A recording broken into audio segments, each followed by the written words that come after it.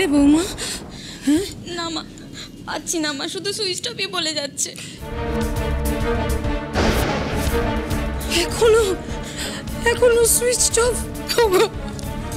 কি হবে বলো তো? স্বরূপের কোনো বিপদ আপদ হলো না তো? আমার ভীষণ চিন্তা হচ্ছে এবারে। আরে মানুষই কেন আজে বাজে কথা বলছো বলো তো?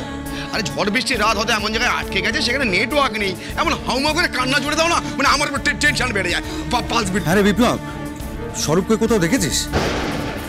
আরে বাবা, দোকান বন্ধ করে তো তোদের ওখানেই ছাইপাশ গিলতে যায়। কেন আজকে তোদের ওখানে তাসের আসর বসেনি? ও আসবে না বলেছে। সে কি অদ্ভুত ব্যাপার, এদিকে বাবুকে ফোনে পাওয়া যাচ্ছে না, মানে কি যে করি আমি তো কিছু বুঝতে পারছি না। এখনো সেই বাবু আর স্বরূপ কোথায় গেছে তাই নিয়ে চিন্তা করছো? বাচ্চা মেয়ে ঝড় বৃষ্টির মধ্যে বেরিয়ে গেল, কোথায় আছে তোমরা জানো? চিন্ময়, একটা ফোন করে দেখ। শর্মা তো বললো ফরিং ফোন নিয়ে বেরোয়নি। আরে জানবো কি করে ও কোথায় আছে? কি মুশকিল হলো বলতো। যেটাই আমি বলছি কি, কোনো অসুবিধা কিছু হবে না, আমি একটু বাইরে গিয়ে দেখে আসি। হ্যাঁ সেই ভালো, চল আমি তো সঙ্গে যাই। একদম না, নিজের ছেলের পাত্তা নেই, ও যাচ্ছে পরের মেয়েকে খুঁজতে। খবরদার না বলে দিলাম। আগে তুমি আমার ছেলেকে খুঁজে এনে দাও, আগে আনো স্বরূপকে, যেখান থেকে ভালো নিয়ে এসো। শেষদা তুই এই দিকটা সামলা, আমি সমুর সঙ্গে যাচ্ছি, ঠিক আছে? হ্যাঁ তোমাকে যেতে হবে না, আমি তিমিরকে বলেছি, বিপুলকে বলেছি, ওরা আসছে। আমরা প্রথমে আশপাশটা ঘুরে দেখি, সেরকম হলে মেন রোডটা দেখে আসবো। হ্যাঁ তাই যা, তবে বাবুর খোঁজ করাটাও দরকার। মেজ বউ তো নিজের ছেলেকে নিয়ে বেশি চিন্তা করছে। হ্যাঁ তাছাড়া বাবুটাও তো আবার রাগ করে বেরিয়ে গেছে, কোথায় গেল সেটা তো বলেও গেল না। কি করছেন, কি করছেন আপনি? দাঁড়ান, আপনি দাঁড়ান, ব্যান্ডেজটা ঠিক করে বাঁধাই হয়নি, আগে বেঁধে দিই আমি। নার্স দিদি বলছি, মেজদাদার কি খবর এখনো তো জানতে পারলাম না, ডাক্তারবাবু এখনো আসলো না। একটু গিয়ে দেখ না রে, বাড়িতেও তো কাউকে ফোন করতে পারলাম না এখনো। নার্স দিদি দেখ না একটু গিয়ে। ওই তো ডাক্তারবাবু। ডাক্তারবাবু বলছি, মেজদাদার কি খবর? সুস্থ হয়ে যাবে তো? অবশ্যই সুস্থ হয়ে উঠবে, তবে পেশেন্টের এখনো জ্ঞান ফেরেনি। প্লিজ আপনি চিন্তা করবেন না, ট্রিটমেন্ট চলছে, অক্সিজেন দেওয়া হচ্ছে, আশা করি খুব শীঘ্রই জ্ঞান ফিরে আসবে। বলছি ডাক্তারবাবু, আমি একবার মেজদাদার সাথে দেখা করতে পারি? না এখন না, আপনি বসুন, পেশেন্টের জ্ঞান এলে আমরা খবর দেব।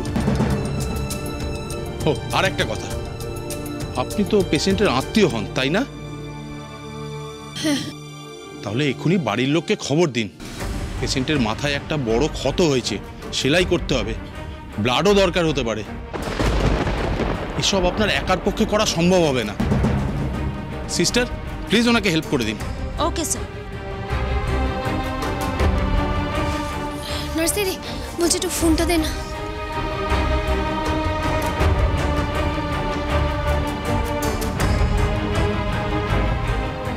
কিন্তু কাকে ফোন করবো? কারোর নম্বরে তো মনে পড়ছে না। কারোর নাম্বার মনে পড়ছে না? না রে, কারোর নম্বরে তো মনে পড়ছে না। দাঁড়া, ফোন করে দেখি একবার একটা নম্বরে।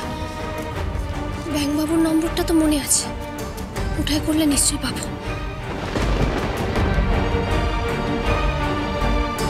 আপনি যে নম্বরে কল করেছেন সেটি এখন সুইচ অফ আছে। দেখো, বাবুকে নিয়ে আমি অতটা চিন্তাও করছি না, কারণ বাবু বেরিয়েছে বৃষ্টি শুরু হওয়ার আগে। ও তো রাগ করেছে, কোনো বন্ধু টন্ধুর বাড়ি গিয়ে বসে আছে, ও ফোন হয়তো বন্ধ করে রেখেছে, ও খবর পাওয়া যাবে, বুঝতে পেরেছো? হ্যাঁ সমু, হ্যাঁ তাই তো, তাই তো। তুই এখন নিজের ভাইয়ের খোঁজ না করে ওই পরের মেয়েকে খুঁজতে যাবি, তাই তো? খুব ভালো, যা যা। দেখো, বাবুর মন মেজাজ ভালো নেই, আর মাঝে মধ্যেই মেজ বৌদি ফোন করে, তাই হয়তো ফোনটা বন্ধ করে রেখেছে। আর সমু ঠিকই বলেছে। বর্দা, তোমার মতো কিন্তু আমারও ফড়িংয়ের জন্য খুব চিন্তা হচ্ছে, ভয় হচ্ছে। তোমরা প্লিজ চুপ করো, হ্যাঁ চুপ করো। ঝড় বৃষ্টি সমান তালে চলছে, আর তার মধ্যে এখন এরা নাকি সবাই মিলে বেরোবে ওই মেয়েকে খুঁজতে। আচ্ছা, ওই মেয়েকে নিয়ে এত চিন্তা করবার কি আছে? হ্যাঁ, ওকে যখন একবার বের করে দেওয়া হয়েছে, ও যা পারে তাই করুক, ওকে নিয়ে তো এত ভাববার কোনো প্রয়োজনই নেই আমাদের। আর তাছাড়াও গ্রামগঞ্জের মেয়ে, ও ঠিক নিজেকে সামলে নেবে। এই ঝড় জল না ওদের কাছে কিচ্ছু নয়।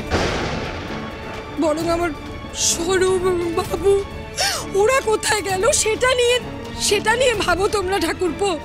না রে মেছো, ভাবার দরকার আছে বই কি। ও তো এখনো এই বাড়ির বউ, আমার বাবুর বউ।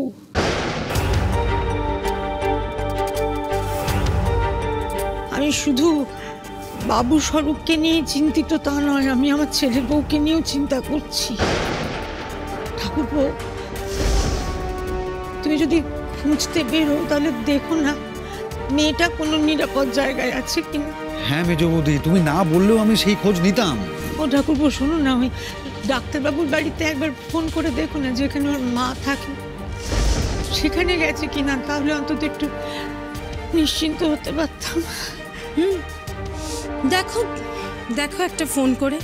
তবে আমার মনে হয় ও যা চালাক মেয়ে একটা, ওর মার কাছে নিশ্চয়ই এতক্ষণে চলে গেছে।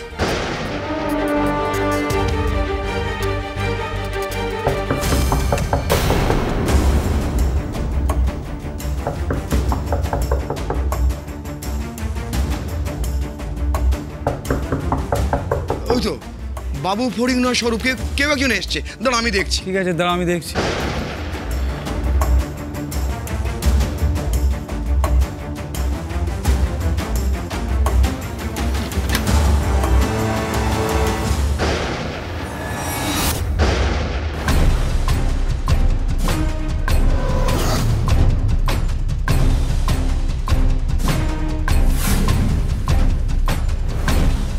ফড়িং কোথায়?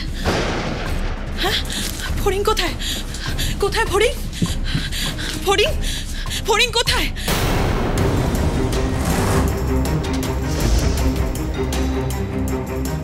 ফড়িংকে একটু ডেকে দিন না।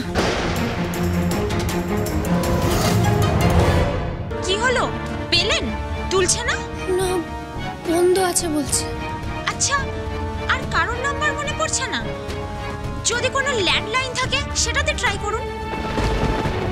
বাড়ির নম্বরটা যেন কি ছিল, 9892। চেষ্টা করে দেখি।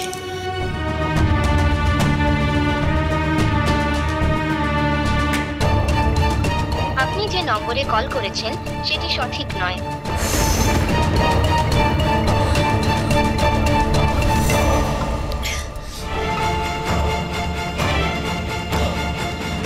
এটাও তো বাড়ির নাম্বার নয়। উফ, কি করি এখন আমি? আর একটা চেষ্টা করি। কি হলো, বাড়ির লোককে খবর দিয়েছেন? স্যার, উনি তো নাম্বারই মনে করতে পারছেন না। সে কি? আপনি তো পেশেন্টের বাড়ির বউ বলছেন নিজেকে, আর কোনো নাম্বারই মনে করতে পারছেন না? না ডাক্তারবাবু, আমি মনে করার চেষ্টা করছি। তাড়াতাড়ি করুন। সিস্টার, বি পজিটিভ ব্লাড লাগবে। আপনি তাড়াতাড়ি অ্যারেঞ্জ করার ব্যবস্থা করুন। হ্যাঁ স্যার, আমি এক্ষুনি ব্যবস্থা করছি। ইয়েস।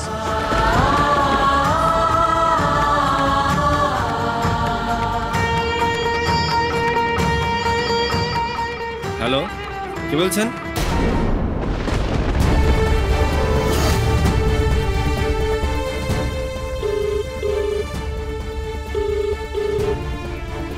আপনি ভুল নাম্বার ফোন করেছেন।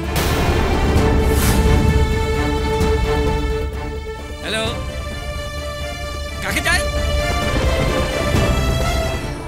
জ্বালাতনে পড়লাম তো, কারোর নাম্বারই লাগছে না। কি করি এবারে আমি? বাড়িতে তো কাউকে জানাতেই পারবো না, এরা বলেছে মেসার এই অবস্থা।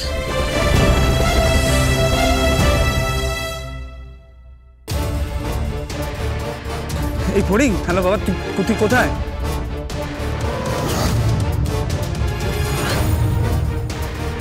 কোথাও বেরোবি না, আমরা এক্ষুনি আসছি, বুঝতে পেরেছিস? সে তো স্বরূপের একটা অ্যাক্সিডেন্ট হয়েছে।